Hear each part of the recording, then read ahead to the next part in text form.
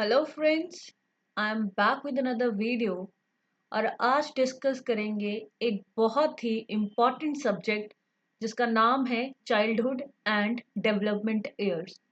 आप कहीं से भी बीएड कर रहे हो, ये सब्जेक्ट आपके लिए बहुत ही ज़्यादा इम्पॉर्टेंट हो जाता है क्योंकि आप कोई भी टीचिंग एग्ज़ाम देते हैं, सी टेट देते हैं, टेट देते हैं या फिर एचपी टेट, हरियाणा टेट या फिर पीजीटी या फिर कोई यूजी इवन यूजीसी नेट, कोई भी आप टीचिंग रिलेटेड एग्ज़ाम अगर देते हैं तो उसमें इस सब्जेक्ट से क्वेश्चंस हमेशा ही आते हैं।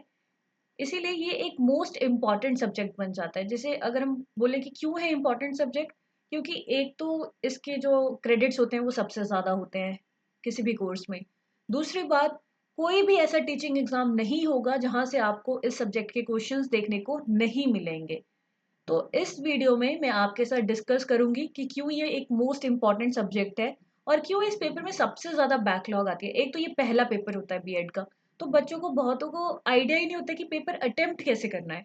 क्योंकि बीएड का पेपर अगर आप साइंस स्टूडेंट से वो बोलेंगे ना कि अगर बीएड का पेपर अटेम्प्ट करो तो उसके उतने अच्छे मार्क्स नहीं आते हैं, क्योंकि उन्हें टू द पॉइंट चीज़ें लिखने की आदत होती है। वेयर एज बीएड के एग्जाम में हमें चीज़ें इलेबोरेट करके लिखनी होती है, एक्सप्लेन करके लिखनी होती है। तो इसीलिए देखा जाता है कि बहुत से बच्चों की इस सब्जेक्ट में बैकलॉग्स आती हैं और सबसे ज़्यादा इसी सब्जेक्ट में आती हैं। तो इसीलिए इस सब्जेक्ट को अच्छे से पढ़ना बहुत ज़रूरी हो जाता है। इंटरेस्टिंग सब्जेक्ट भी है, तो अगर आप इंटरेस्ट लेके पढ़ेंगे तो बहुत सी मज़ेदार चीज़ें इसमें देखने को भी मिलती है। जैसे बहुत सी थियोरीज हैं, पियाजे की थियोरी है कि बच्चा कैसे डेवलप करता है, कॉग्निटिव डेवलपमेंट कैसे होती है, कोलबर्ग की थियोरी है कि मॉरल डेवलपमेंट कैसे होती है, वाइगॉस्की की सोशो कल्चरल थियोरी है, एलपॉट की थियोरी है कि पर्सनैलिटी कैसे डेवलप करती है, तो ऐसी फ्रॉइड की थियोरी है। तो ऐसी बहुत सी थियोरीज है जो आप जब पढ़ोगे तो आपको लगेगा कि वाह, ये कितनी इंटरेस्टिंग चीज़ है। तो इंटरेस्टिंग भी है ये सब्जेक्ट, थोड़ा डिफिकल्ट भी है, ऐसी चीज़ें समझनी पड़ती हैं आपको, और मोस्ट इम्पॉर्टेंट भी है। तो और बाकी इस वीडियो में हम डिस्कस करेंगे कि कैसे आप इस सब्जेक्ट में जिसमें सबसे ज़्यादा बैकलॉग्स आती हैं उसमें आप 80% से ज़्यादा स्कोर कर सकते हो। इसमें मैं आपके साथ सिलेबस डिस्कस करूंगी क्योंकि आप में से किसी ने कहा था कि मैम सिलेबस के बारे में बता दीजिए, चीज़ें पता नहीं चल रही हैं, आपके मेल भी आए थे मुझे। तो इसीलिए पहले मैं इस सब्जेक्ट को लेकर आई हूँ। अगर मुझे लगता है कि इसमें रिस्पॉन्स अच्छा रहता है तो मैं आपके लिए बाकी सब्जेक्ट्स की भी ऐसे ही वीडियोस बनाऊंगी। इसमें सबसे पहले हम सिलेबस डिस्कस करेंगे और साथ साथ में हर यूनिट में कैसे क्वेश्चंस आते हैं वो भी डिस्कस करेंगे, जिसके लिए मैं आपके लिए 5 प्रीवियस ईयर पेपर्स लेके आई हूँ। 2020 का, 2021 का, 2022 का, 2023 का एंड 2024 का। और मैंने बीएड फर्स्ट सेमेस्टर से रिलेटेड बहुत सी वीडियोस भी करवाई हैं। वो वीडियोस आप मेरे चैनल पर जाकर देख सकते हैं, प्लेलिस्ट में आपको वो वीडियोस मिल जाएंगी। और पूरे सिलेबस में से कौन कौन से क्वेश्चंस जो है वो बहुत इंपॉर्टेंट है, ये भी मैं साथ में आपको बताऊंगी। तो चलिए सबसे पहले हम देखते हैं कि सिलेबस क्या है। जैसे चाइल्डहुड एंड डेवलपमेंट ईयर्स है तो सिलेबस में जितनी यूनिट्स आपको होती है उस हिसाब से ही पेपर होगा। लाइक 4 यूनिट्स होती हैं। आई डोंट नो ये इतना टाइम क्यों ले रहा है रिस्पॉन्ड करने में। तो इन 4 यूनिट्स में से चलिए सबसे पहले हम बात करते हैं यूनिट 1, जो कि है child development and educational psycho child development. तो इसमें सबसे पहले जो हमारा टॉपिक आता है वो होता है एजुकेशनल साइकोलॉजी। तो एजुकेशनल साइकोलॉजी में क्या पढ़ना पड़ता है हमें? Meaning, nature, scope and role of educational psychology in teaching learning process. फिर नेक्स्ट है concept of growth, maturation and development. और ये एजुकेशनल साइकोलॉजी वाला टॉपिक इतना इंपॉर्टेंट है कि हर एक साल बाद ये क्वेश्चन आता ही है। और ये टॉपिक रिसेंटली भी मैंने आपको करवाया है, तो आप वहां से भी देख सकते हो। Next is principles of growth and development. और उसके बाद है हेरिडिटी एंड एनवायरमेंट, जिसमें concept, importance of heredity and environment in child's development आपको पढ़ना है। तो चलिए इसमें मैं आपको साथ साथ में बताती चलूंगी कि क्वेश्चन किस तरीके से आते हैं। तो ये तो है सेक्शन ए के क्वेश्चन जो आपको पूरे सिलेबस में से आते हैं, और ये 2-2 मार्क्स के होते हैं और आपको ये करने होते हैं। 8 क्वेश्चंस आते हैं। ये मैंने सारे एक साथ इसलिए रखे हैं ताकि अगर आप ये सारे क्वेश्चंस भी कर लेते हैं ना, मैं आपको गारंटी देती हूँ आपके 80% से अबव ही मार्क्स आएंगे, क्योंकि 5 साल के पेपर्स हैं ये। तो चलिए जैसे सबसे पहले मैंने आपको सेक्शन ए का बता मतलब सेक्शन ए तो बता दें कि ओवरऑल है, वो हम लास्ट में डिस्कस करते हैं। या चलिए पहले से ही डिस्कस कर लेते हैं तो जिससे आपको आइडिया लग जाएगा कि कैसे कैसे क्वेश्चंस आते हैं। जैसे इसमें है, मैं आपको थोड़ा आइडिया भी देती चलूंगी कि किस तरीके से आपको लिखना होता है। जैसे फर्स्ट क्वेश्चन है, व्हाट इज मैच्योरेशन, एक्सप्लेन, यानी कि परिपक्वता क्या है, व्याख्या कीजिए। तो मैच्योरेशन क्या होती है, इसमें पहले आपको मैच्योरेशन की डेफिनेशन देनी है कि जैसे process of developing psychologically and behaviourally, क्योंकि जैसे जैसे पर्सन ग्रो होता है उसमें चेंजेस आते हैं, ग्रोथ एंड डेवलपमेंट होती है थ्रू आउट द लाइफ, उसी को हम क्या बोलते हैं, मैच्योरेशन बोलते हैं। यानी कि जब ग्रोथ एंड डेवलपमेंट होती है एक ऑर्गेनिज्म के अंदर, वो खुद को अनफोल्ड करता है, उसके ट्रेड्स, उसकी पोटेंशियल्स दिखते हैं। ये जो क्या है, नेचुरल प्रोसेस है, जब हम emotionally, mentally and physically mature होते हैं through interplay between heredity and environment. और मेच्योर होने में हेरिडिटी एंड एनवायरनमेंट बहुत इंपॉर्टेंट रोल प्ले करता है। नेक्स्ट क्वेश्चन है, right importance of heredity and environment to a teacher, यानी कि शिक्षक के लिए वंशानुक्रम एवं वातावरण का महत्व लिखिए। तो शिक्षक के लिए क्या महत्व हो सकता है, तो उसके लिए सबसे पहले आपको बताना होगा कि हेरिडिटी एंड एनवायरनमेंट होते क्या है। कि हेरिडिटी क्या है, कि जो भी हमें जेनेटिकली मिल रहा है, और एनवायरनमेंट हमारे जीन्स को छोड़ के जो भी हमारे आसपास है वो सारा क्या है, एनवायरनमेंट है। और टीचर के लिए ये कैसे इंपॉर्टेंट है, तो टीचर इससे क्या है, हर जैसा हमारा हेरिडिटी और एनवायरनमेंट होगा उसी तरीके से इंडिविजुअल डिफरेंसेस होंगे। तो टीचर के लिए जरूरी है अंडरस्टैंड करना इंडिविजुअल डिफरेंसेस को, लर्निंग डिसेबिलिटीज को, एक रियलिस्टिक एक्सपेक्टेशन रखे। अब जो बच्चा मान लीजिए बहुत ही पुअर बैकग्राउंड से आ रहा है, उसकी फैमिली में उसे कोई भी एक्सपोजर नहीं मिल रहा है, अगर बीइंग अ टीचर मैं उससे ये एक्सपेक्ट करती हूँ कि वो बहुत अच्छी इंग्लिश बोले, या बहुत अच्छे से सम सॉल्व करे, या बहुत अच्छे से पढ़े, तो वो मेरी गलती होगी। हाँ, मैं उसे समझाती हूँ, उसके बाद वो बहुत अच्छा भी कर सकता है। तो रियलिस्टिक एक्सपेक्टेशंस रखना भी अ, एक टीचर के लिए बहुत ज्यादा जरूरी है। ये इंपॉर्टेंस है, हेरिडिटी एंड एनवायरनमेंट को देख के ही टीचर को एक एक्सपेक्टेशंस जो है वो बच्चों से रखनी है। बच्चों के जो सोशो इकोनॉमिक फैक्टर्स हैं उनको ध्यान में रखना है। सोशलाइजेशन और कम्युनिटी बिल्डिंग को भी हमें बच्चों के अंदर प्रमोट करना है। यानी कि हमें ये एज अ टीचर टीचर को ये पता होना चाहिए कि हेरिडिटी एंड एनवायरनमेंट दोनों का ही इक्वल रोल है। Next is define slow learners, यानी कि पूछा है मंद गति से सीखने वाले बच्चों को परिभाषित करें। तो इसमें क्या आप लिखेंगे, स्लो लर्नर्स क्या होते हैं, जिनको ज्यादा टाइम चाहिए होता है, ज्यादा एफर्ट्स चाहिए होते हैं, सपोर्ट चाहिए होती है, न्यू जो कॉन्सेप्ट्स होते हैं, स्किल्स होती हैं या इन्फॉर्मेशन होती है, वो बाकियों के कंपैरिजन में, जो उनके साथ के बच्चे होते हैं उनके कंपैरिजन में धीरे सीखते हैं। उनमें क्या होता है, फ्रस्ट्रेशन भी होती है चीजों को लेके, क्योंकि मुझे चीज नहीं आ रही है तो फ्रस्ट्रेटेड रहते हैं। सेल्फ स्टीम लो होती है, कॉन्फिडेंस नहीं होता है उतना उनमें। मेमोरी लो होती है उनकी, रिटेंशन पावर भी हाई नहीं होती। रिटेंशन पावर होती है कि चीजों को कितना याद रख सकते हैं, तो वो जल्दी चीजों को भूल जाते हैं। लर्निंग डिफिकल्टीज होती हैं, ऐसी बहुत सी प्रॉब्लम्स उन बच्चों को होती है, तो वो आपको पता होना चाहिए। Next is which stage of development is formed as the stage of storm and stress, why, विकास की कौन सी व्यवस्था को विकास की कौन सी अवस्था को, सॉरी, तनाव व तूफान की अवस्था कहा जाता है। तो किसको कहा जाता है, तो ये टर्म दी थी स्टैनले हॉल ने। ये कई वक्त ऑब्जेक्टिव टाइप क्वेश्चंस में पूछ लिया जाता है कि किसने बोला था stress and storm, Stanley hall ने बोला था 1904 में। क्यों बोला था उन्होंने और किस स्टेज को बोला था, तो एडोलसेंट स्टेज को उन्होंने बोला था कि ये क्या है, स्टॉर्म एंड स्ट्रेस की स्टेज है। क्योंकि इस वक्त तो फिर ये तो आपने बता दिया कि कौन सी स्टेज है, अब बताना है क्यों। तो वो आंसर कैसे फ्रेम करना है, क्यों है ये, क्योंकि इस वक्त बच्चे की बॉडी में फिजिकल, इमोशनल और सोशल चेंजेस ऐसे होते हैं कि वो डिस्टर्ब हो जाता है कि ये मेरी आवाज ऐसी क्यों हो गई, मैं ऐसा क्यों दिख रहा हूँ, या मुझे ऐसा क्यों हो रहा है। तो बच्चे में बहुत से चेंजेस आते हैं जिसको लेके वो बहुत ज्यादा परेशान हो जाता है। और एकेडमिक स्ट्रेस भी रहता है, और भी बहुत तरीके के स्ट्रेस जो है वो बच्चे को रहते हैं। आइडेंटिटी क्राइसिस हो जाता है कि मैं कौन हूँ, खुद को पहचानना, मैं ऐसा क्यों फील कर रहा हूँ। लाइक अगर दूसरे के प्रति फीलिंग्स आती है, तब भी इंसान सोचता है कि मेरे साथ ऐसा क्यों हो रहा है। तो इसीलिए इसे stage of storm and stress कहा जाता है। Next is what do you understand by social development, यानी कि सामाजिक विकास से आप क्या समझते हैं। तो इसमें सबसे पहले आपको बताना है कि सोशल डेवलपमेंट होता क्या है। यानी कि जब चिल्ड्रन और यंग पीपल जो है वैल्यूज, नॉलेज, ऐसी स्किल्स सीखते हैं। सोशल क्या होता है कि जब हम अपने इन्वायरमेंट से रिलेट कर पाए, अपने आसपास के लोगों से रिलेट कर पाए, तो ऐसी स्किल्स सीखना जो हमें हमारे आसपास के लोगों से रिलेट करने में मदद करें, जैसे इमोशनल इंटेलिजेंस, सोशल स्किल्स, किसी से बात करने का तरीका, communication practices, interpersonal relationship, cultural competence, empathy, compassion, तो ये सारी चीजें किसके अंतर्गत आती हैं, सोशल डेवलपमेंट के अंतर्गत।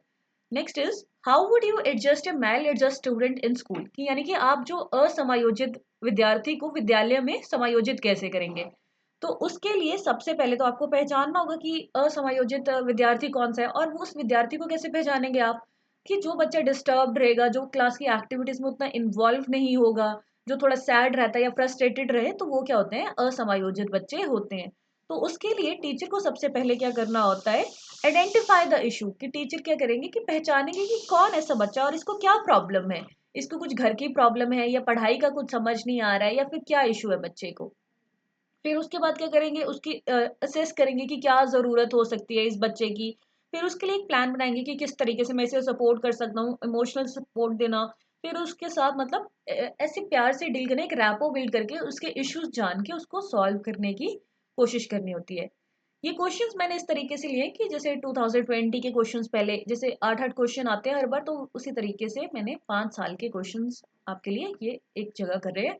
और एक जगह इसलिए रखे हैं, हालांकि अलग अलग पेपर्स भी मैंने इसके डाले हुए, एक जगह इसलिए रखे हैं ताकि आपको मैं थोड़ा आइडिया भी दे सकूं कि आंसर्स किस तरीके से लिखने होते हैं। Next is, how does family environment affect cognitive development of a child, argue, यानी कि संज्ञानात्मक विकास को परिवार का वातावरण कैसे प्रभावित करता है, तर्क दीजिए।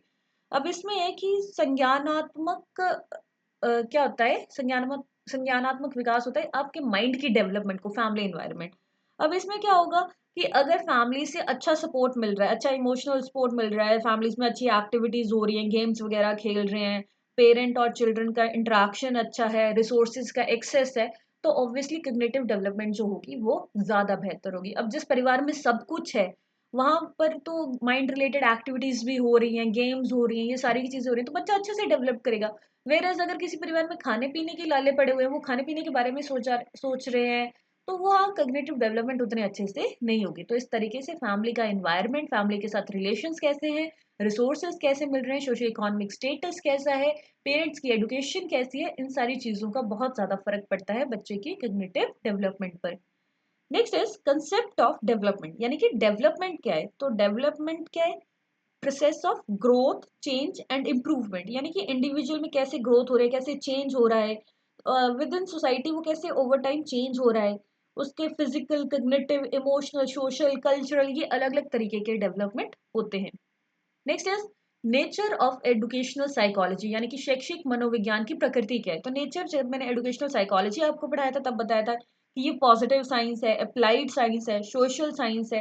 सबसे पहले आपको एडुकेशनल साइकोलॉजी की डेफिनेशन लिखनी है, फिर उसके बाद बताना है कि ये पॉजिटिव साइंस है, अप्लाइड साइंस है, सोशल साइंस है, एकेडमिक साइंस है, बिहेवियरल साइंस है, साइंटिफिक साइंस है, ग्रोइंग साइंस है, इंटरडिसिप्लिनरी साइंस है, और भी मैंने बहुत सी चीजें उसमें आपको बताई हैं। और ये इनके नाम क्यों हैं उसका रीजन भी आपको साथ साथ में बताना है। Next is difference between interest and aptitude, यानी कि रुचि और अभिक्षमता के बीच क्या अंतर है। तो इंटरेस्ट क्या होता है कि जो हमारे पर्सनल प्रेफरेंसेस है कि मैं क्या करना चाहती हूँ, वेयर एप्टीट्यूड क्या होता है जो मेरी एबिलिटी है, मैं क्या कर सकती हूँ। लाइक करना तो मैं बहुत कुछ चाहती हूँ, कि मैं बहुत पढ़ाई करना चाहती हूँ, मैं बहुत मतलब आगे जाना चाहती हूँ, लेकिन मेरी एबिलिटी क्या है, मुझमें कितना आईक्यू है, मैं कितना उस चीज को कर पा रही हूँ, वो एप्टीट्यूड हो जाता है। तो इंटरेस्ट क्या है, पर्सनल प्रेफरेंसेस है, वेयर एप्टीट्यूड क्या है, नेचुरल एबिलिटी है। इंटरेस्ट क्या है, मोटिवेशन से भी आ सकता है कि मैं मोटिवेट हूँ कुछ चीज को करने के लिए, सब्जेक्टिव होता है कि मेरी अपनी इच्छा है वो। वेयर एज एप्टीट्यूड क्या होता है, इनेट कैपेसिटी है कि मैं कितना उस चीज को कर सकती हूँ, वो ऑब्जेक्टिव है। इंटरेस्ट डेवलप हो सकता है कि मतलब मैंने कोई चीज देखी और मेरा उसमें इंटरेस्ट डेवलप हो गया। जैसे बचपन में हम कैसे होते थे, कोई भी सीरियल देखते थे तो लगता था कि अच्छा उसमें पायलट है तो मुझे पायलट बनना है, कोई एक्ट्रेस देखते थे तो लगता था मुझे एक्ट्रेस बनना है, कुछ और देख लेते थे तो हमारा इंटरेस्ट उस तरफ हो जाता था। तो इंटरेस्ट डेवलप हो सकता है, वेयर एज एप्टीट्यूड क्या है, एक लिमिट तक ही डेवलप हो सकता है। अब अगर कोई बच्चा मान लीजिए बिल्कुल ही बिलो एवरेज है, तो आप बहुत मेहनत से उसे एवरेज तक ला सकते हैं, लेकिन आप उसे गिफ्टेड तो नहीं बना सकते। तो यही डिफरेंस है इंटरेस्ट और एप्टीट्यूड के बीच में। Next is characteristics of creative learners, यानी कि जो रचनात्मक शिक्षार्थियों के लक्षण। तो रचनात्मक शिक्षार्थियों के क्या लक्षण होते हैं कि उनमें क्यूरियोसिटी होती है, वो चीजों को हमेशा जानने की कोशिश करते हैं। तो आपको सबसे पहले बताना है कि क्रिएटिव लर्नर्स क्या होते हैं, फिर उनमें क्या कैरेक्टरिस्टिक्स होते हैं। तो क्यूरियोसिटी होती है, ओपन माइंडेडनेस होती है कि चीजों को सीखना है, रिजिलियंट होते हैं, ऐसा नहीं कि कोई चीज नहीं आई तो अब नहीं करेंगे, नहीं आ रही है दोबारा करेंगे, फिर से करेंगे, तो रिस्क लेना भी उन्हें अच्छा लगता है। फ्लेक्सिबल होते हैं कि अगर इस मेथड से नहीं हो रहा है तो दूसरे मेथड से करके देखते हैं। इमेजिनेशन पावर उनकी हाई होती है, क्योंकि क्रिएटिव कौन होगा जो इमेजिन कर पाएगा कि ऐसे ऐसे करके देखते हैं। तो इंडिपेंडेंस होती है उनमें, कोलैबोरेट करना वो पसंद करते हैं कि कुछ नया बनाएंगे एक साथ मिलके। तो ये कुछ कैरेक्टरिस्टिक्स होते हैं रचनात्मक शिक्षार्थियों के। Next is role of language spoken and language instruction in teaching learning process. तो जो हम लैंग्वेज बोलते हैं और जिस लैंग्वेज में इंस्ट्रक्शंस दी जाती हैं, यानी कि शिक्षण सीखने की प्रक्रिया में, बोली जाने वाली भाषा और भाषा निर्देश की भूमिका। तो ये दिखती सी बात है कि जो बच्चा अ, मतलब बच्चा जो भाषा बोल रहा है, अगर उसे उसी में इंस्ट्रक्शंस दी जाए तो वो बच्चा बहुत अच्छे से सीखेगा। तो लैंग्वेज स्पोकन क्या है, यानी कि जिसमें बच्चा कम्युनिकेट कर रहा है, एक्सेस टू नॉलेज है, उसकी जो कल्चरल आइडेंटिटी है, जिसमें उसकी कॉग्निशन डेवलपमेंट हो सकती है। लैंग्वेज इंस्ट्रक्शन क्या करती है, उसे लैंग्वेज को एक्वायर करने में हेल्प करती है, कंटेंट लर्निंग में, लिटरेसी डेवलपमेंट में, असेस करने में कि बच्चे को कितना समझ में आया है। तो इस तरीके से लैंग्वेज स्पोकन और लैंग्वेज इंस्ट्रक्शन एक दूसरे को क्या है, इंटर डिपेंडेंट है, कि अगर लैंग्वेज स्पोकन और लैंग्वेज जिसमें इंस्ट्रक्शंस दी जा रही है वो सेम होगी तो बच्चा बहुत जल्दी चीजें सीखेगा। Next is influences of values in personality development, यानी कि व्यक्तित्व विकास में मूल्यों का क्या प्रभाव है। तो वैल्यूज क्या होती है कि हम क्या सोचते हैं, किस तरीके से बिहेव करते हैं। तो वैल्यूज हमारी पर्सनालिटी को कैसे डेवलप करती हैं, जैसी हमारी वैल्यूज होंगी वैसा हमारा बिहेवियर होगा, वैसा हमारा एटीट्यूड होगा, वैसा हमारा सेल्फ कॉन्सेप्ट होगा, उसी तरीके के हम डिसीजन ले पाएंगे, और हमारी इमोशनल इंटेलिजेंस भी वैसी होगी। Next is socio economic status as causes of individual differences, यानी कि व्यक्तिगत मतभेदों के कारणों के रूप में सामाजिक आर्थिक स्थिति। तो सामाजिक आर्थिक स्थिति बहुत इंपॉर्टेंट रोल प्ले करती है, जैसे मैंने आपको पहले भी एग्जांपल दिया। अब जैसी इनकम होगी, जैसी पेरेंट्स की एजुकेशन होगी, ऑक्यूपेशन होगी, वेल्थ होगी, उस हिसाब से बच्चे की एबिलिटीज पर फर्क पड़ेगा, उसकी कग्निटिव एबिलिटीज डिफरेंट होंगी। वो बच्चा अब जिसको बचपन से ही चीजें ऐसे पजल्स वाली गेम्स खेल रहा है, माइंड गेम्स खेल रहा है, लाइक चेस वगैरह, जिससे माइंड की एक्टिविटीज हो, तो वो खेल रहा है, तो वो ऑब्वियस सी बात है उसकी कॉग्निटिव डेवलपमेंट ज्यादा होगी। और घर में कोई हिंदी में अच्छे से बात कर रहा है, कोई इंग्लिश में अच्छे से बात कर रहा है, तो वो उन बच्चों की क्या लैंग्वेज पे अच्छी कमांड होगी, और उनकी पर्सनालिटी भी उसी तरीके से इंप्रूव होगी, इन्हांस होगी, इमोशनल इंटेलिजेंस होगी, करियर अपॉर्चुनिटीज उनके पास ज्यादा होगी। तो इस तरीके से सोशो इकोनॉमिक स्टेटस का इंडिविजुअल डिफरेंसेस पर फर्क पड़ता है। Next is differentiate between a maladjusted and adjusted child, यानी कि एक असमायोजित और समायोजित बच्चे में अंतर बताइए। तो असमायोजित यानी कि जो खुद को एडजस्ट नहीं कर पा रहा है, समायोजित जो खुद को एडजस्ट कर पा रहा है। जैसे कुछ बच्चे क्या होते हैं, बहुत ही ऐसे चिल जैसे होते हैं कि अगर आपने किसी दूसरे स्कूल में भी शिफ्ट किया है या फिर किसी कभी नए भी आए तो बहुत जल्दी एडजस्ट हो जाते हैं। वेरएज कुछ बच्चे बहुत ज्यादा टाइम लगाते हैं। तो डिफरेंस क्या होता है उनमें, जो मेल एडजस्टेड बच्चे होते हैं वो इमोशनली डिस्टर्ब्ड रहते हैं, वेरएज़ दूसरे में उल्टा हो जाएगा। जो एडजस्टेड बच्चे होते हैं बहुत जल्दी इमोशनली एक दूसरे से लिंक्स बना लेते हैं। जो मेल एडजस्टेड होते हैं उन्हें बिहेवियरल प्रॉब्लम्स होती हैं, सोशली आइसोलेटेड रहते हैं, एकेडमिकली अंडर अचीवमेंट होती है उनकी, मतलब उतना अच्छा अचीव नहीं कर पाते हैं, सेल्फ एस्टीम भी लो होती है, कोप अप नहीं कर पाते, कुछ भी चेंज आता है तो बहुत जल्दी परेशान हो जाते हैं। वेरएज़ जो एडजस्टेड बच्चे होते हैं वो सोशली सबसे बात कर पाते हैं, एकेडमिकली भी अच्छा अचीव करते हैं, और सेल्फ कॉन्फिडेंस होता है उनमें, सेल्फ एस्टीम होती है। तो ये कुछ फर्क है maladjusted and adjusted child में। Next is differentiate between growth and development, यानी कि वृद्धि और विकास के बीच अंतर बताइए। तो ग्रोथ क्या है, एक क्वांटिटेटिव चेंज है कि आपको दिख रहा है, अच्छा इसके हाथ इतने बड़े हो गए, इसके पैर इतने बड़े हो गए, इसका सिर इतना बड़ा हो गया, तो वो दिख रही है। वेयर एज डेवलपमेंट क्या है, क्वालिटेटिव चेंज है, वो आप फील कर सकते हो, आपको दिखेगी नहीं ऐसे।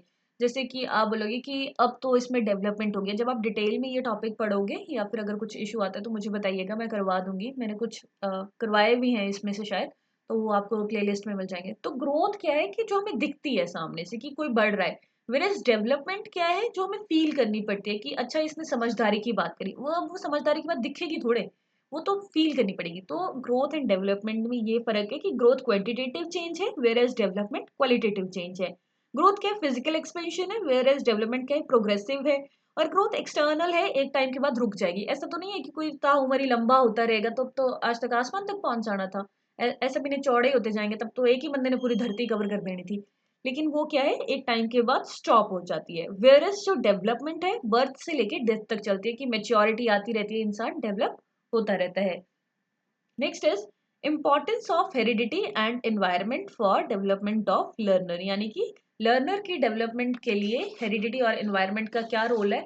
तो जैसे मैंने आपको पहले भी बताया था कि हेरिडिटी और एनवायरनमेंट क्या है, इनके मिक्सचर से ही क्या है एक पर्सनालिटी डेवलप होती है, कि आपको कैसा एनवायरनमेंट मिल रहा है, कैसे जीन्स आपको मिले हैं, तो उसके बेसिस पर ही इंडिविजुअल डिफरेंसेस आते हैं। तो एक लर्नर जो होगा, जैसा उसकी हेरिडिटी रहेगी, जैसा उसका एनवायरनमेंट रहेगा, उसके बेसिस पर ही हमें उसकी पर्सनालिटी को मोल्ड करना है, उसके जो इंडिविजुअल डिफरेंसेस है उनको एड्रेस करना है। तो इसीलिए एक लर्नर की डेवलपमेंट के लिए हेरिडिटी एंड एनवायरनमेंट जो है वो बहुत इंपॉर्टेंट रोल प्ले करते हैं। Next is characteristics of gifted learners, यानी कि प्रतिभाशाली शिक्षार्थियों की क्या विशेषताएं हैं। तो प्रतिभाशाली क्या होते हैं, जो मतलब औरों से थोड़ा ज्यादा अचीव करते हैं। जैसे एक क्लास में जो बच्चे जिनका आईक्यू हाई है, यानी कि 115 से लेके 180 प्लस के, यानी कि जो जीनियस की कैटेगरी में आ जाते हैं जब उसके बाद, और 159 की जो एवरेज से ऊपर होते हैं, तो वो सारे क्या होते हैं, गिफ्टेड लर्नर्स होते हैं, यानी कि वो जो बहुत जल्दी परफॉर्म करते हैं। अब इनके कैरेक्टरिस्टिक्स क्या होते हैं, ये रैपिड लर्नर होते हैं, बहुत जल्दी चीजें सीख जाते हैं, क्यूरियस रहते हैं चीजों को जानने के लिए, इंक्विजिटिव नेचर होता है इनका कि ये क्यों हो रहा है, वो क्यों हो रहा है, ऐसे क्यों हो रहा है, वैसे क्यों हो रहा है, तो ये जानना चाहते हैं। क्रिटिकल थिंकिंग होती है इनकी, क्रिएटिव होते हैं, ये इंडिपेंडेंस होती है, यानी कि खुद करना चाहते हैं चीजें, ऐसा नहीं कि कोई करवाएगा तब करेंगे, खुद चीजें करना चाहते हैं। इंट्रिंसिकली मोटिवेटेड रहते हैं ये। Next is role of teacher in minimising individual differences, यानी कि व्यक्तिगत अंतर को कम करने में शिक्षक की क्या भूमिका है।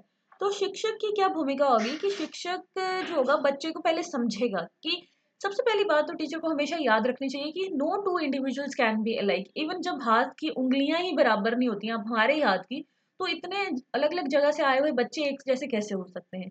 हर किसी में इंडिविजुअल डिफरेंसेस होगा, हर किसी की अपनी एबिलिटीज होंगी, अपने वीक पॉइंट्स होंगे।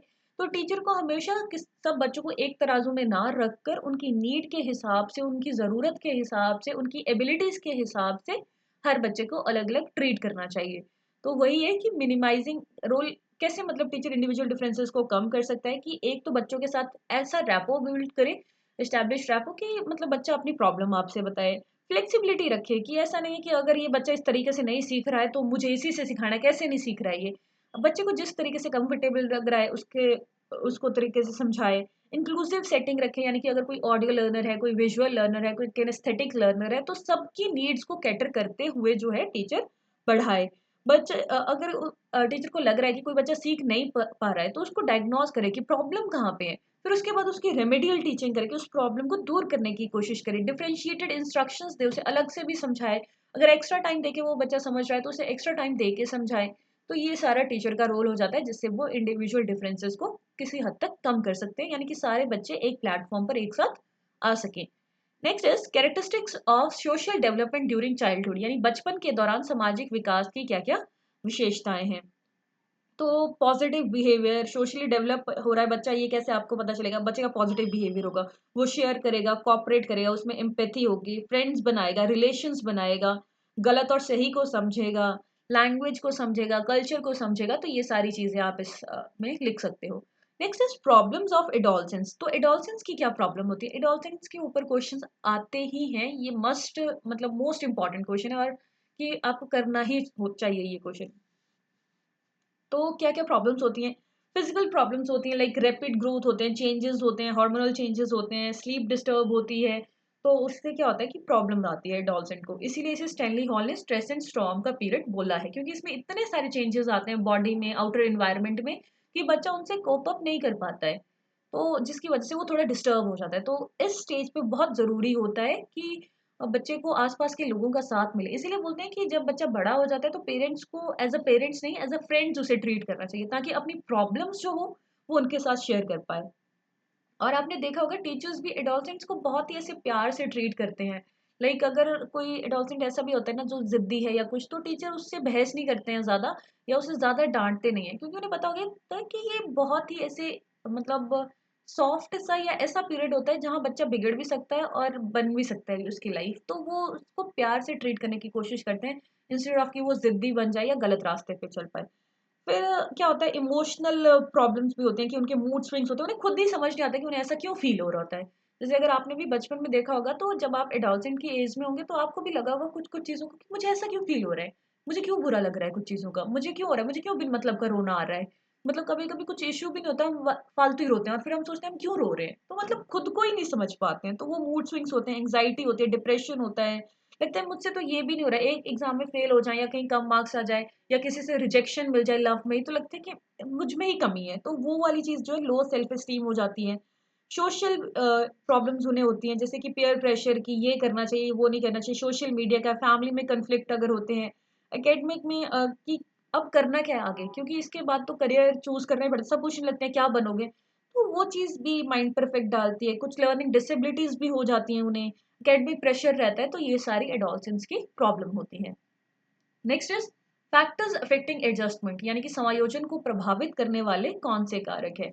तो एडजस्टमेंट को क्या चीज अफेक्ट करती है?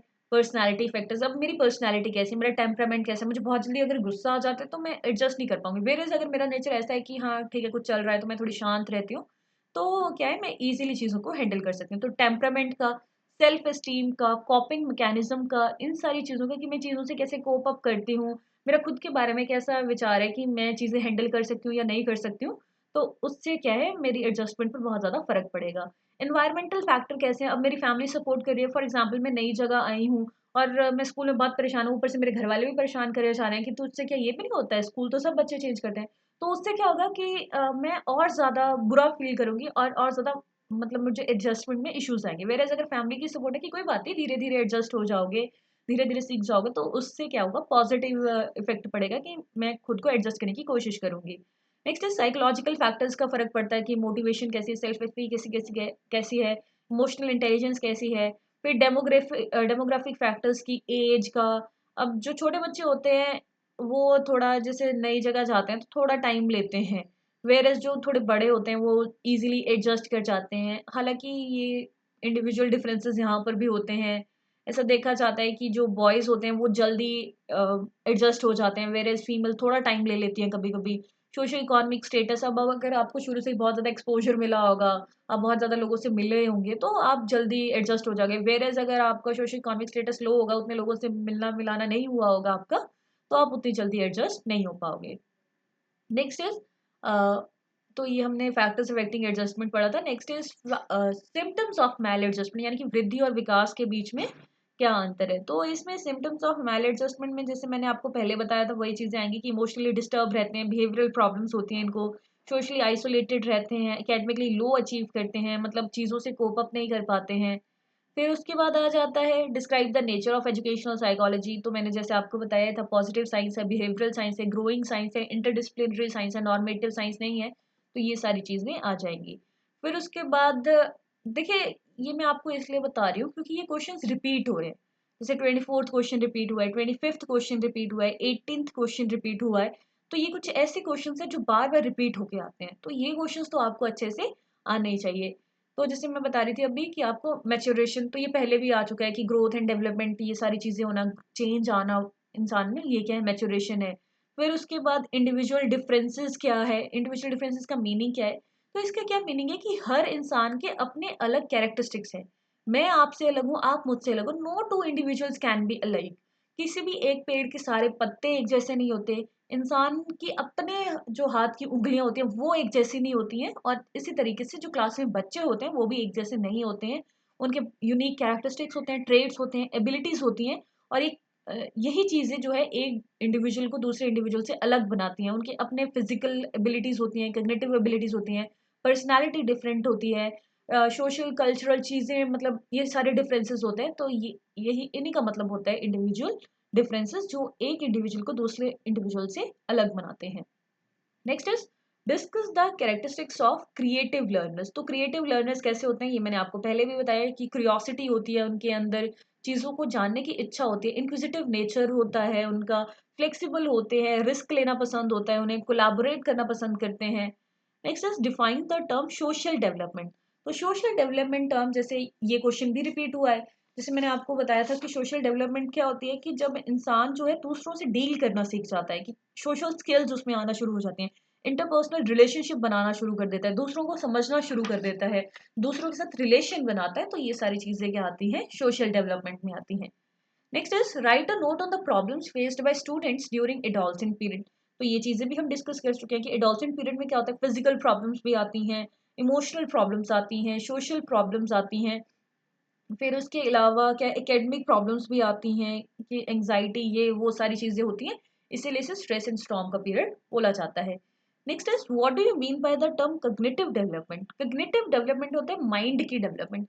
मैंने आपको बताया था कि साइकोलॉजी एक बहुत इंपॉर्टेंट सब्जेक्ट भी है, क्योंकि इसमें ना ऐसी टर्म्स आपको देखने को मिलती है कि आपको लगता है ओह इसको ये भी बोला जा सकता है। जैसे आज तक हम, जब मैंने बीएड नहीं करी थी उससे पहले हम उसे इंटेलेक्ट बोलते थे, लेकिन फिर हम आपस में ऐसे इन टर्म्स को यूज करके बात करते थे तो बहुत ही इंटरेस्टिंग लगता है कि कॉग्निटिव डेवलपमेंट, तुम्हारे कॉग्निशन का डेवलपमेंट नहीं हुआ है। तो ये काफी इंटरेस्टिंग वर्ड्स आपको इसमें मिलते हैं। तो जैसे कि एक वर्ड है, what do you mean by the term cognitive development.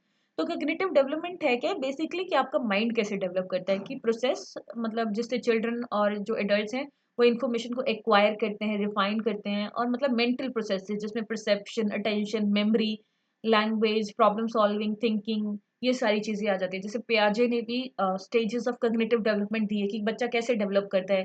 Sensory motor stage आती है, फिर प्री ऑपरेशनल स्टेज आती है, फिर कंक्रीट आती है, फिर फॉर्मल ऑपरेशनल स्टेज आती है। हर स्टेज के अपने अपने कैरेक्टरिस्टिक्स हैं। धीरे धीरे कॉग्निशन का डेवलपमेंट होता है।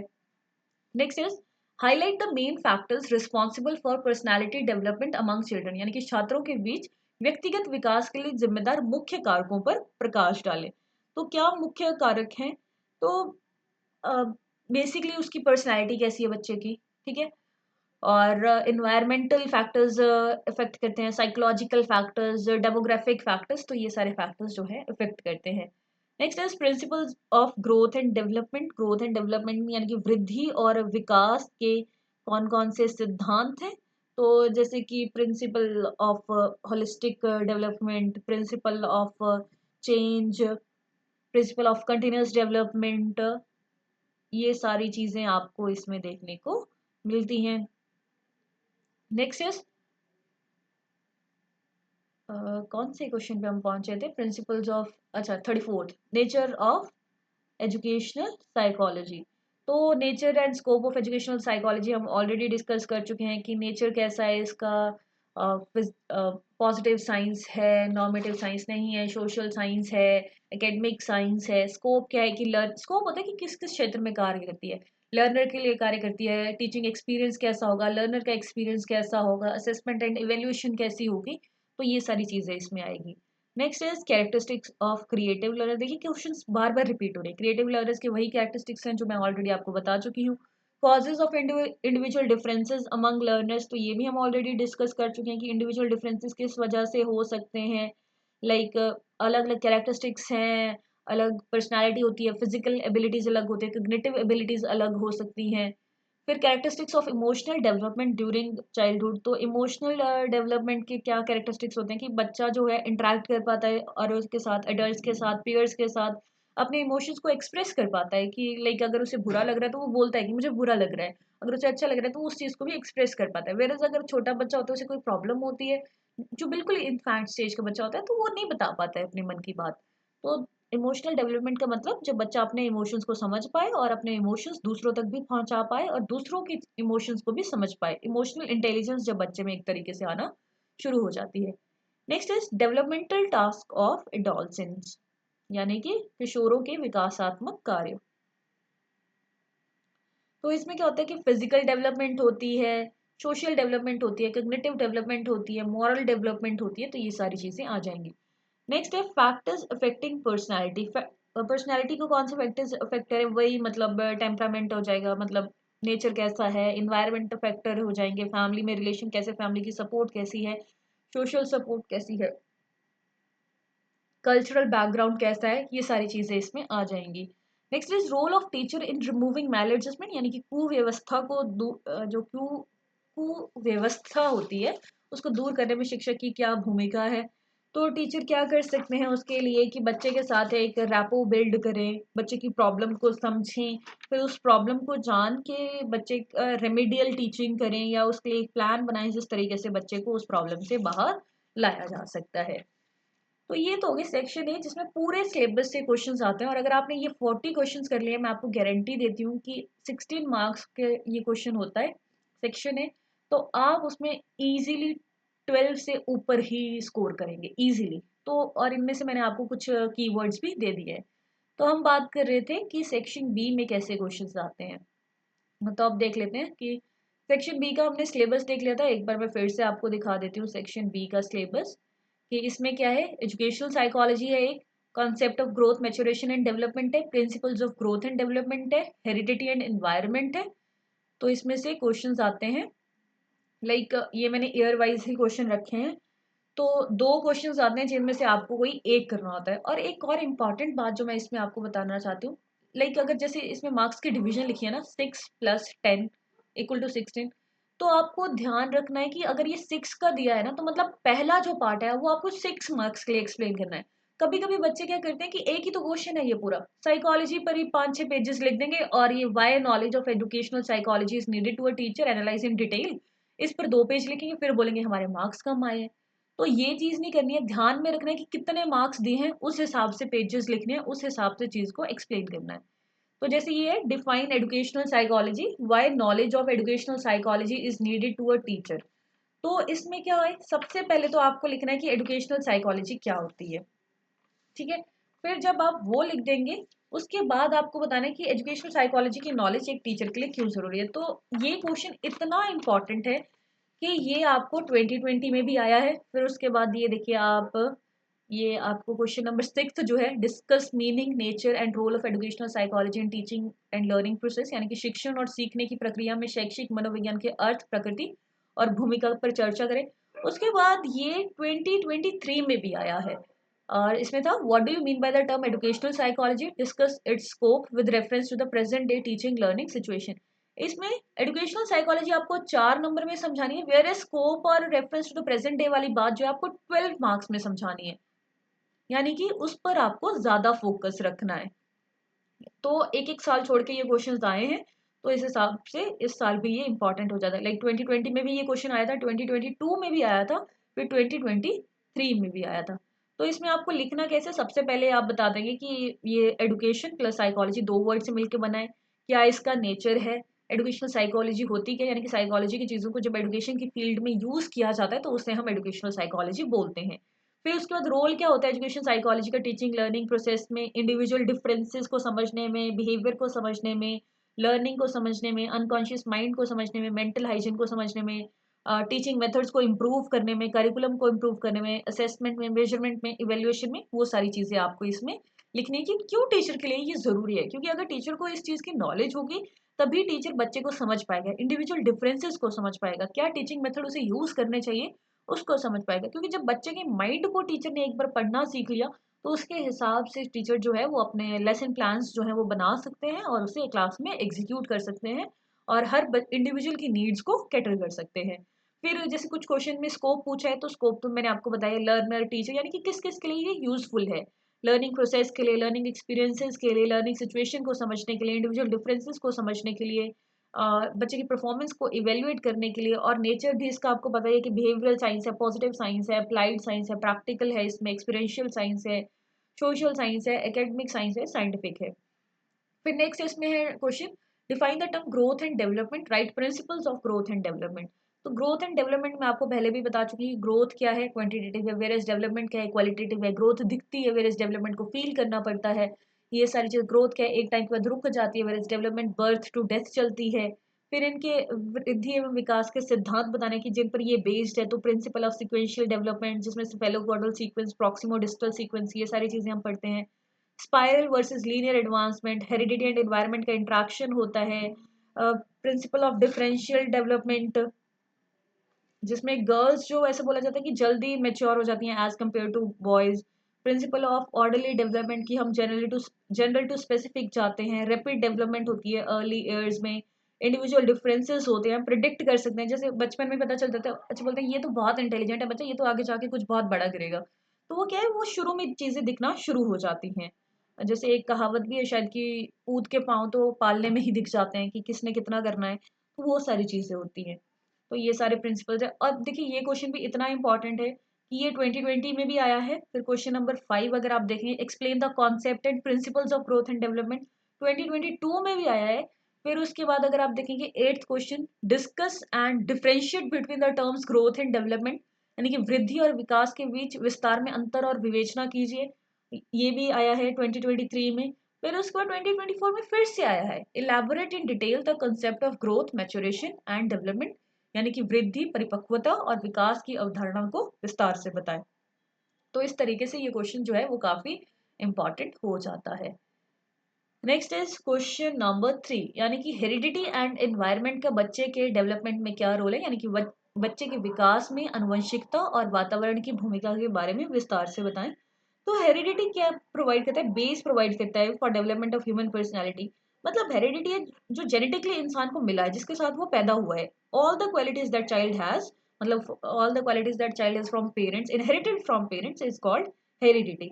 और एनवायरनमेंट क्या है? ऑल एस्पेक्ट्स ऑफ सराउंडिंग, की उसके आसपास क्या हो रहा है, मतलब एवरीथिंग जो एक इंडिविजुअल को मतलब अफेक्ट कर रही है एक्सेप्ट हिज जीन्स, उसको हम एनवायरनमेंट बोलते हैं। अब इसमें क्या है? फिजिकल इन्वायरमेंट हो सकता है, social, moral, economic, political, cultural और इमोशनल फोर्सेस इसमें काम करती है। जैसे वुडवर्थ भी बोलते हैं कि both are equally essential in growth and development of child. और रूल्स ऑफ, इसमें और क्या लिख सकते हैं आप? जैसे अगर डिटेल में पूछा गया है तो रूल्स ऑफ हेरिडिटी लिख सकते हैं कि बच्चे पे क्या इन्फ्लुएंस होता है। एस्पेक्ट्स ऑफ हेरिडिटी लिख सकते हैं, फिजिकल, साइकोलॉजिकल, ये सारे।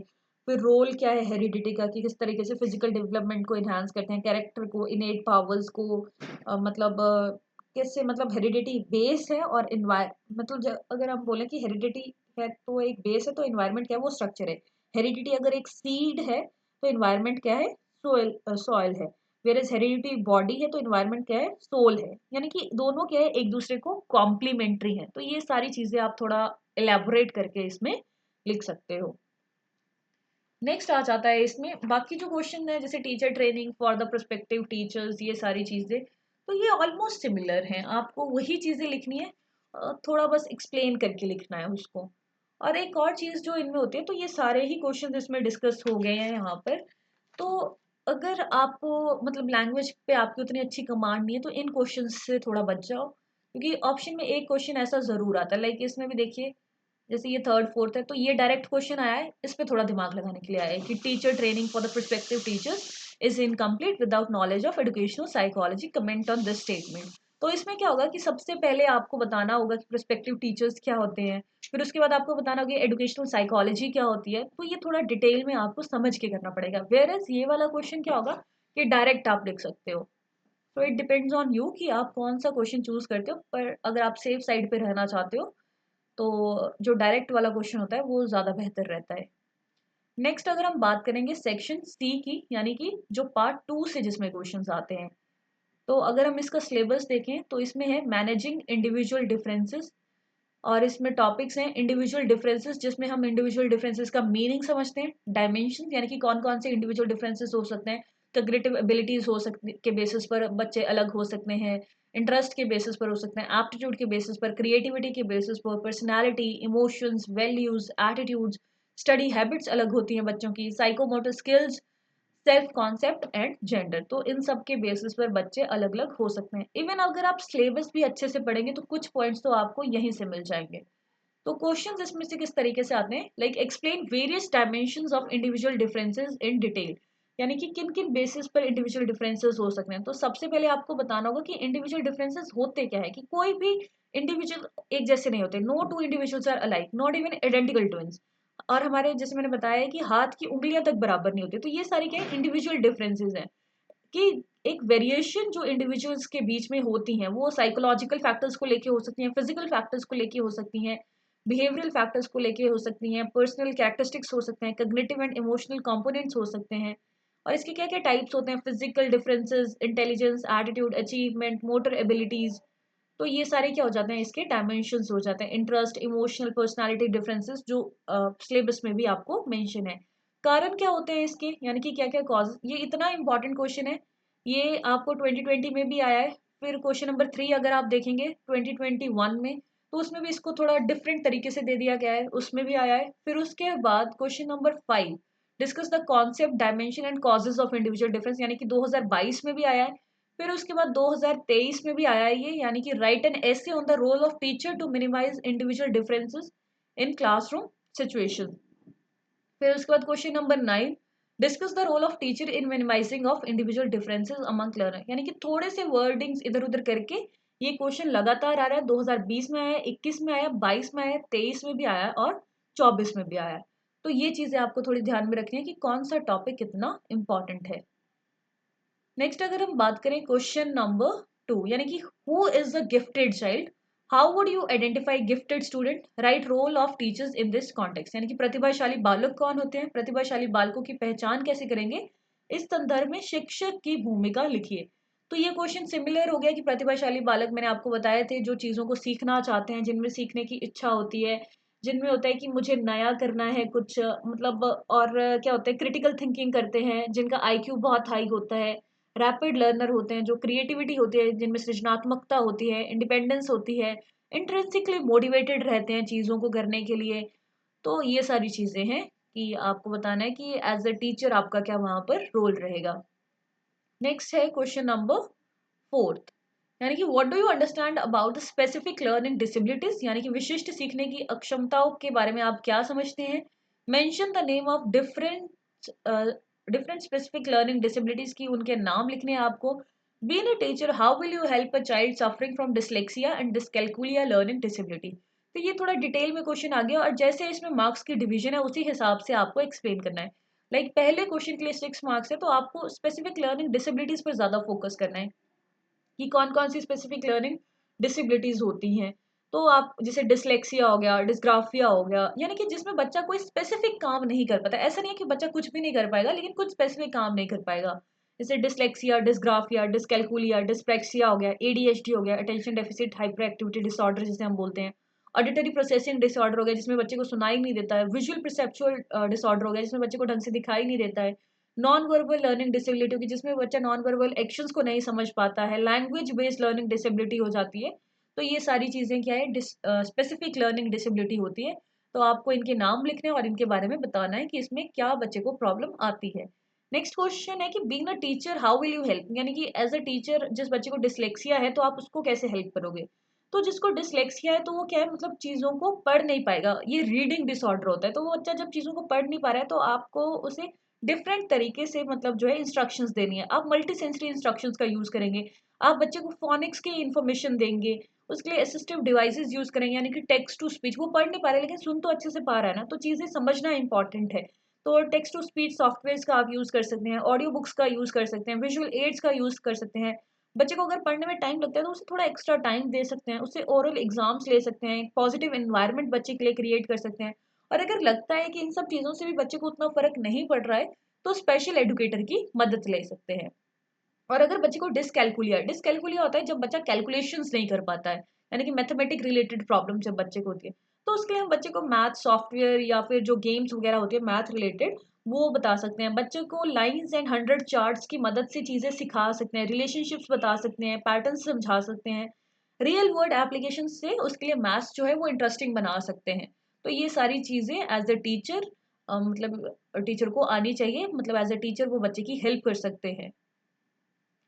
नेक्स्ट है discuss the concept dimension and causes of individual differences, जो मैं ऑलरेडी आपको बता चुकी हूँ। नेक्स्ट है discuss the characteristics of slow learner and as a teacher which remedial measures will be adopted by you for teaching slow learner. यानी कि slow learner क्या होते हैं, सबसे पहले आपको उनके कैरेक्टरिस्टिक्स बताने हैं, फिर उसके बाद एज अ टीचर आप बच्चे की कैसे मदद कर सकते हैं वो आपको बताना है। यानी कि कमजोर शिक्षार्थियों की विशेषताओं पर चर्चा करें, और एक शिक्षक के रूप में कमजोर शिक्षार्थियों को पढ़ाने के लिए कौन से उपचारात्मक उपायों को आप अपनाएंगे। तो ये क्वेश्चन 2022 में भी आया है। फिर क्वेश्चन नंबर 10th देखेंगे आप तो उसमें भी सेम क्वेश्चन पूछा गया है, बस थोड़े से वर्ड्स चेंज कर दिए गए, यानी कि 2022 में आया है और 2024 में ये आया है।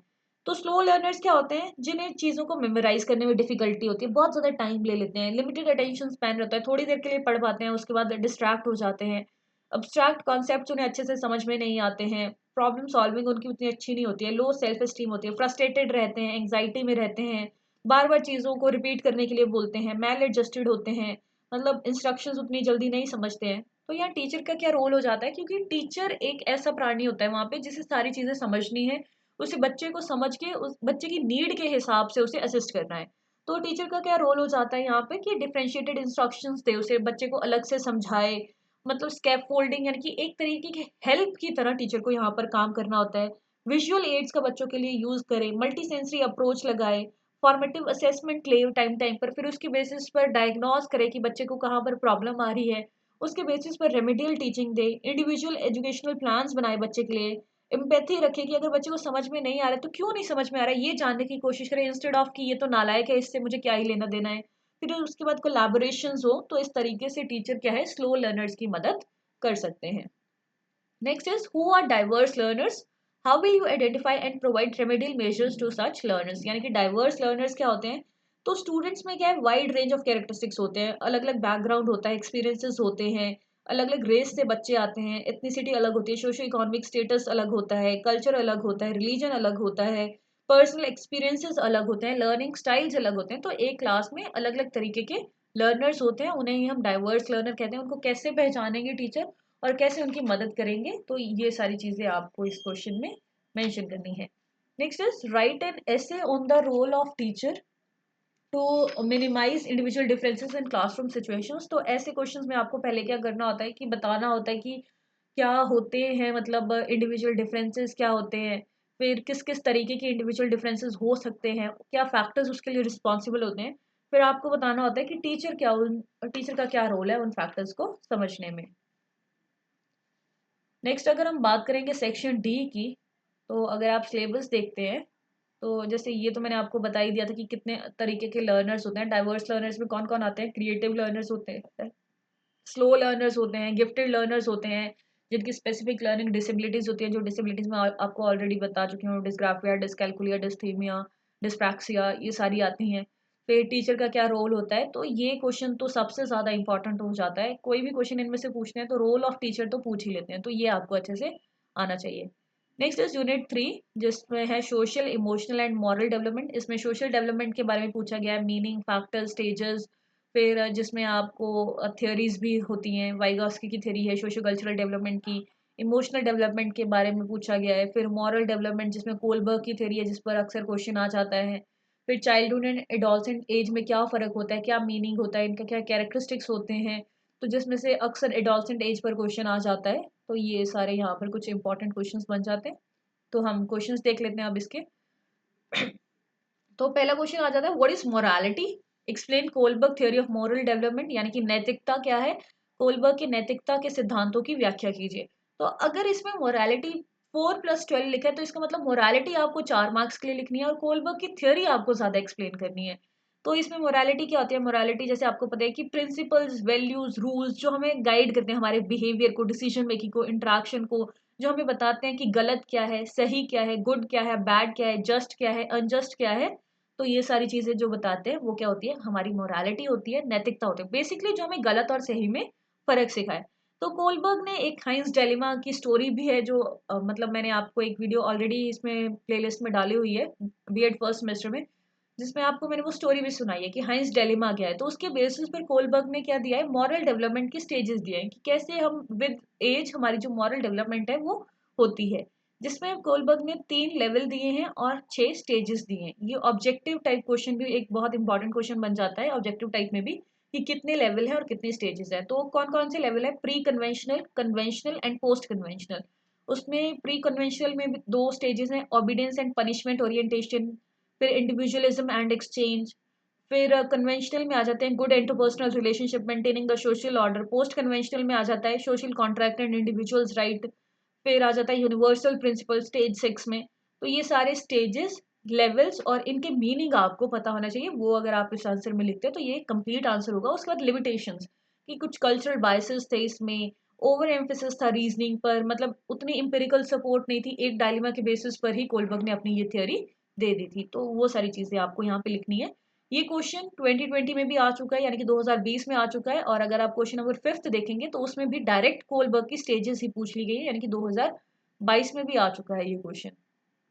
नेक्स्ट है, when would we say that a student is emotionally developed during adolescence period, यानी कि हम कब कहेंगे कि एक विद्यार्थी किशोरावस्था के दौरान संवेगात्मक रूप से विकसित है।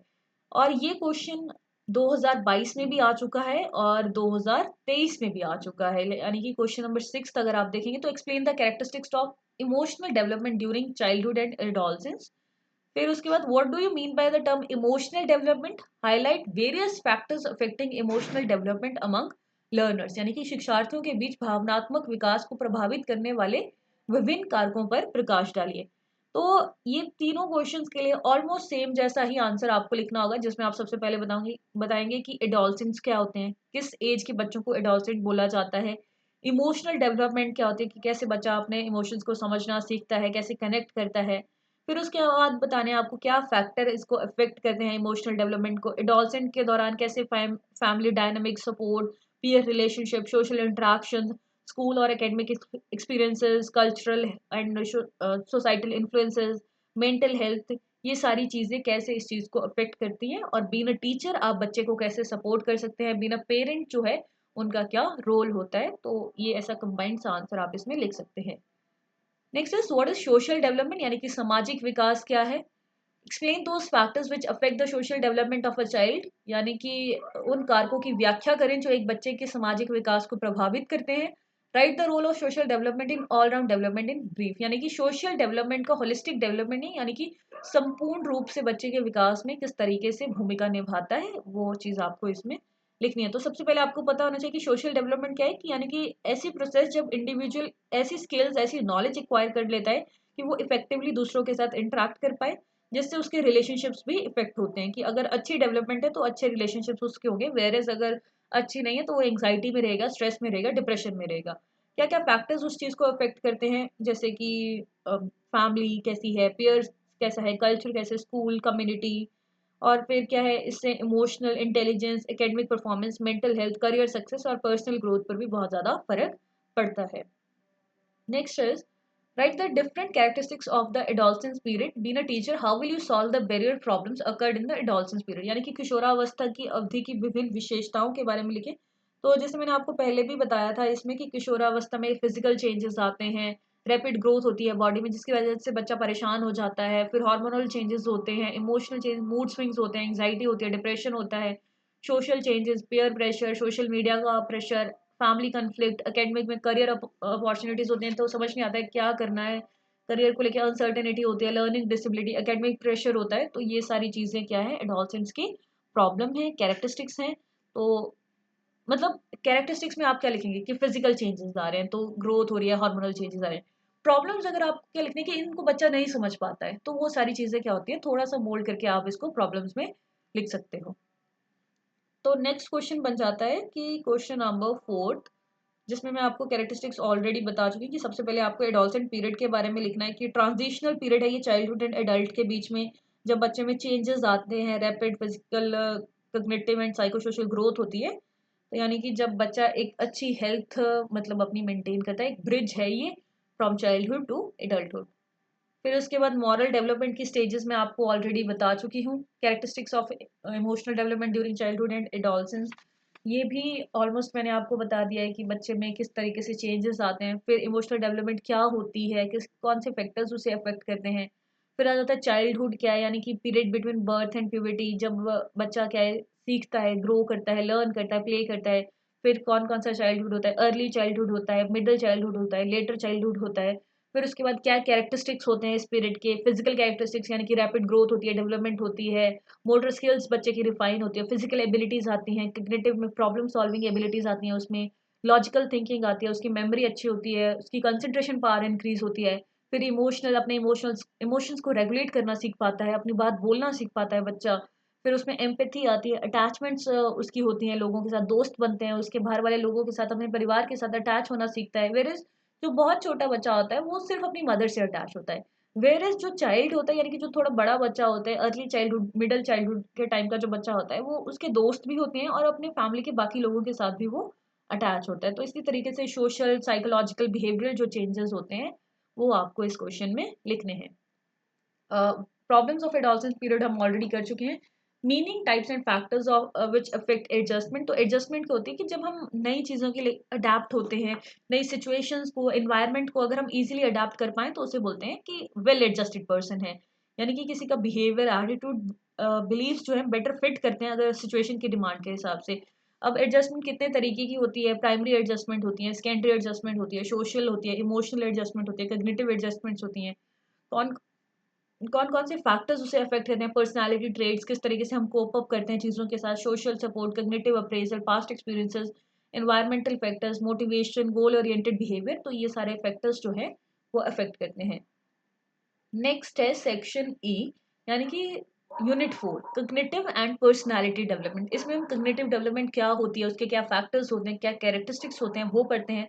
थियरीज पढ़ते हैं कॉग्निटिव डेवलपमेंट में, जिसमें प्याजे की थियरी आती है जो कि बहुत ही इंपॉर्टेंट है। SPCF है, यानी कि sensory motor pre operation concrete operational formal operational stages आते हैं। ब्रूनर की थियरी आती है जिसमें आइकॉनिक, सिंबॉलिक, ये सारी चीज़ें आती हैं।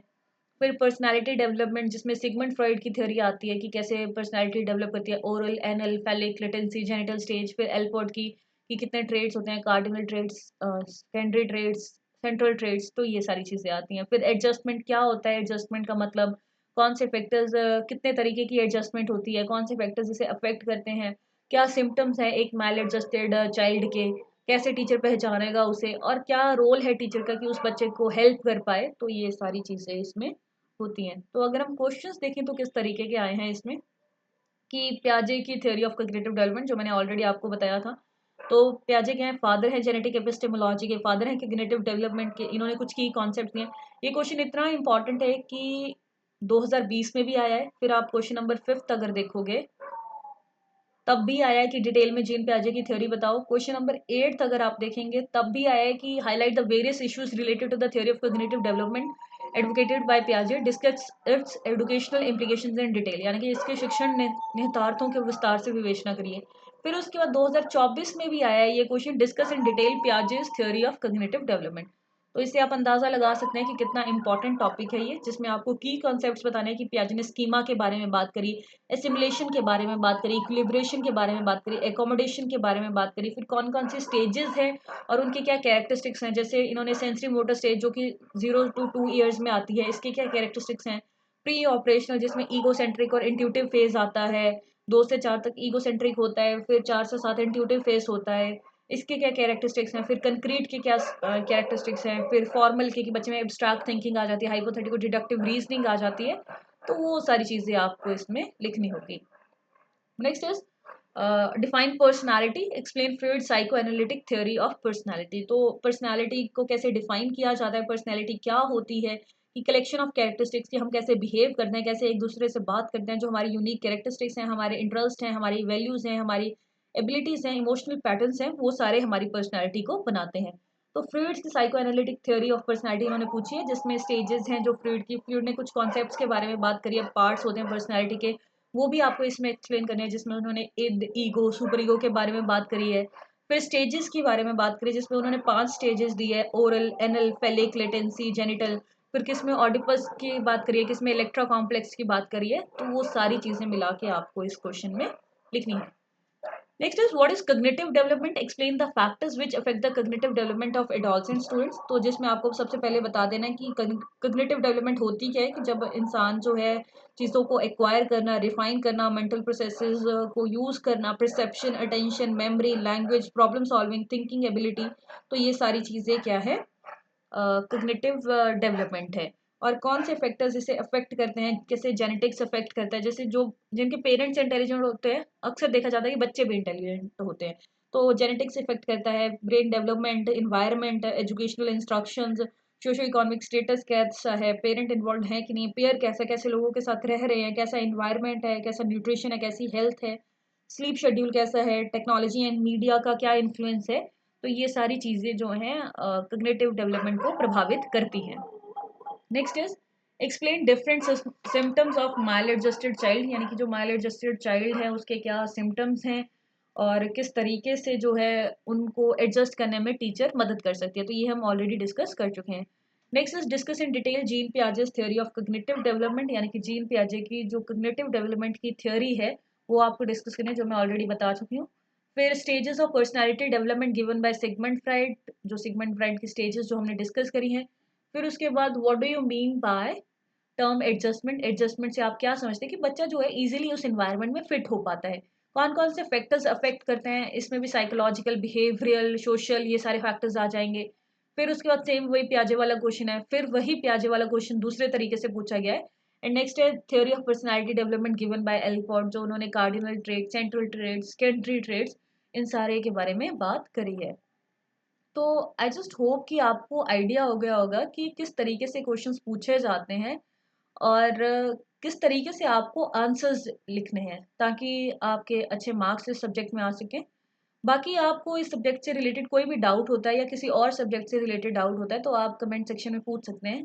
मेरी पूरी कोशिश रहेगी कि मैं आपके सारे डाउट्स क्लियर करूँ। Thank you and stay connected for more videos.